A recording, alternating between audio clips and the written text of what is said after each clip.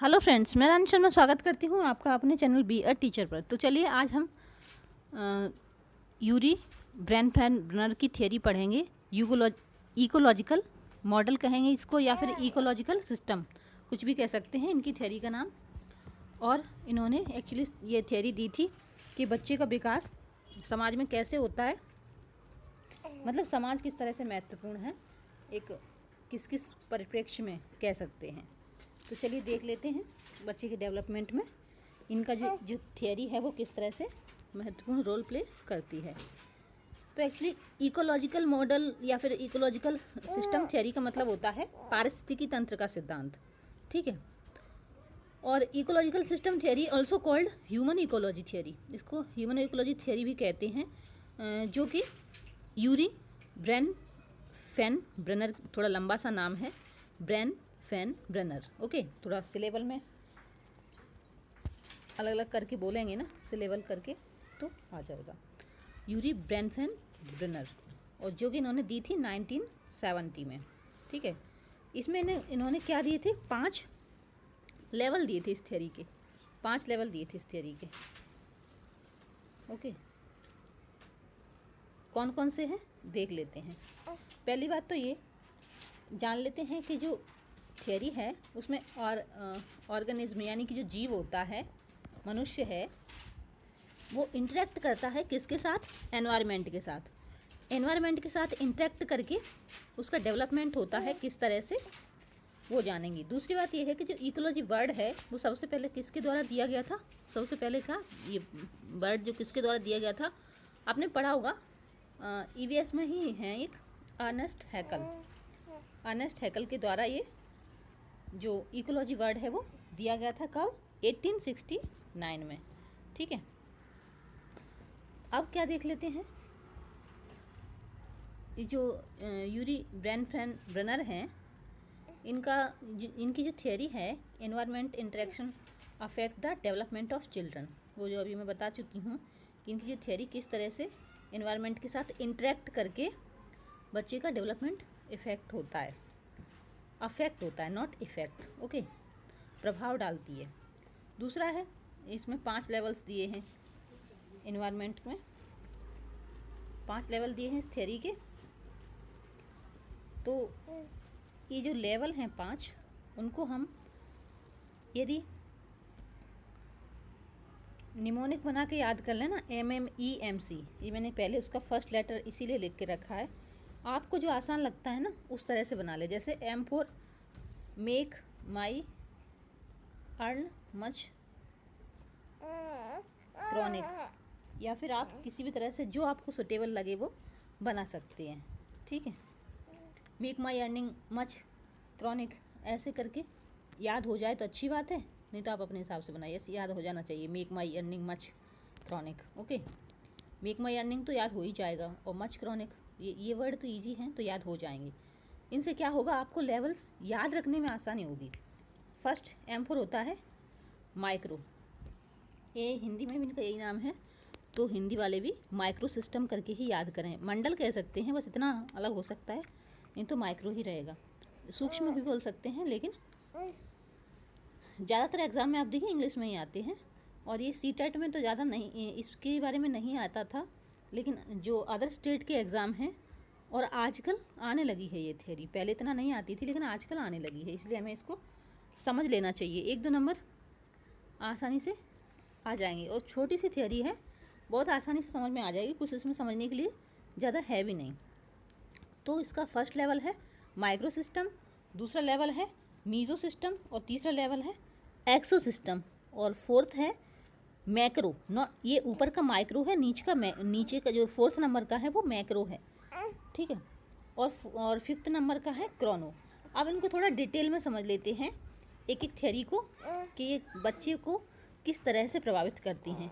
तो सबसे पहले थियरी हमारी जो है माइक्रो सिस्टम का मतलब होता है डायरेक्ट इंटरेक्शन टू पर्सन, मतलब बच्चे का डायरेक्ट इंटरेक्शन किसके साथ होता है, पेरेंट्स के साथ, सिबलिंग के साथ। घर में हैं तो पेरेंट्स हैं, सिबलिंग्स हैं, और स्कूल में है तो टीचर्स हैं, पीयर्स हैं, उसके साथी जो हैं, और आस पड़ोस में नेबर्स हैं।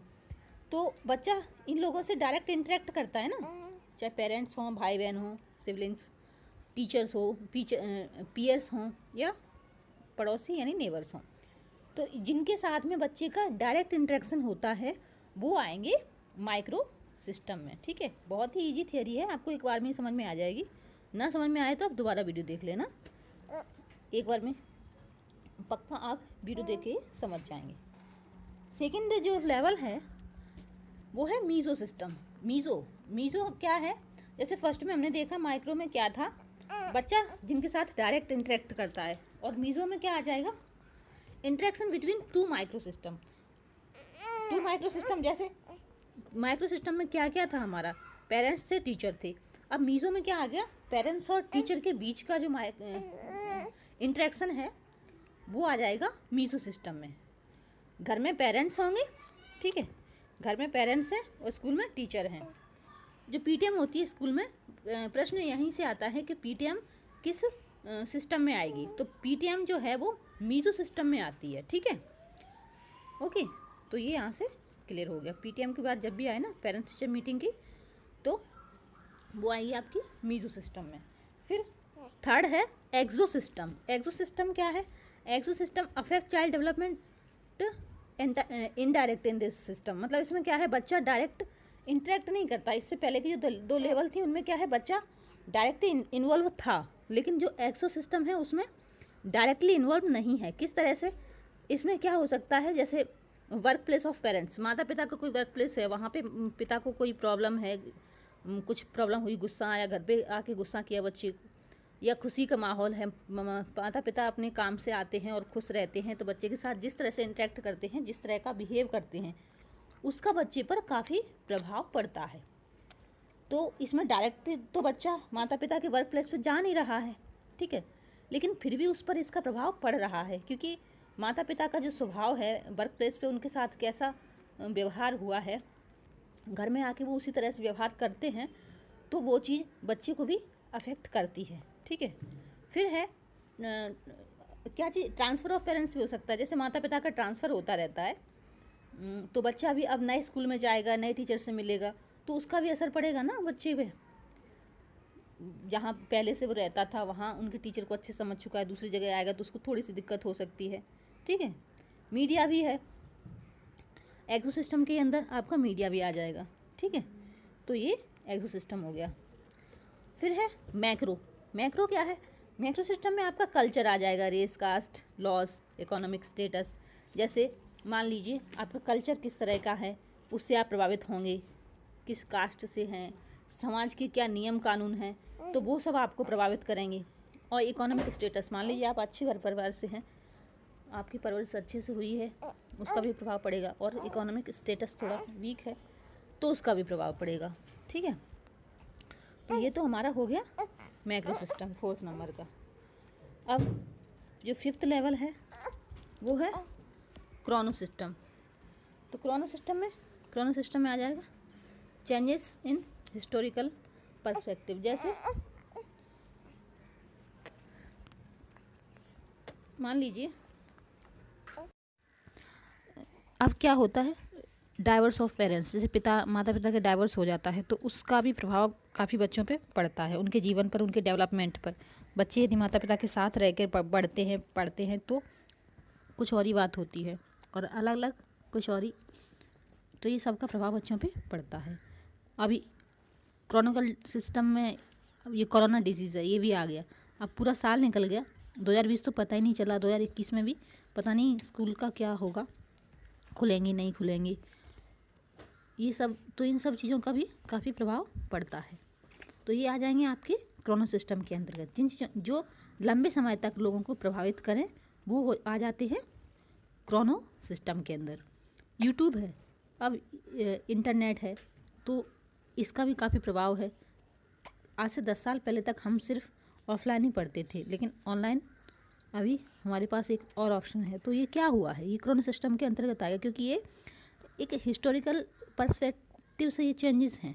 ठीक है, अब मान लीजिए हम यदि थोड़ा सा रिवीजन करना चाहें, लेयर्स को याद करना चाहें, इस सिस्टम में कौन कौन से लेयर्स हैं, जैसे हम वायुमंडल की परतों को याद करते हैं ना, हमारे वायुमंडल में 5 परतें हैं, उस तरह से इस थियरी के अंदर भी हमने किस तरह से याद की थी? M M E M C, यानी micro, M for micro, M से मीज़ो, ई से एक्सो और एम से मैक्रो। ये माइक्रो थी, ये मैक्रो है और ये क्रोनो। तो ये पांचों लेवल्स हम एक निमोनिक बना के याद कर सकते हैं। ठीक है, चलिए फिर आई होप कि आपको वीडियो पसंद आया हो तो लाइक कीजिए, शेयर कीजिए, और अभी तक आप चैनल पर नए हैं तो चैनल को सब्सक्राइब कर लीजिए, और please don't forget to press bell icon press करना ना भूलें, ताकि जब भी मैं कोई नया वीडियो डालूँगी तो सबसे पहले आपको वो अपडेट मिल जाएगी। ठीक है, okay, thank you so much. मिलते हैं नेक्स्ट वीडियो में।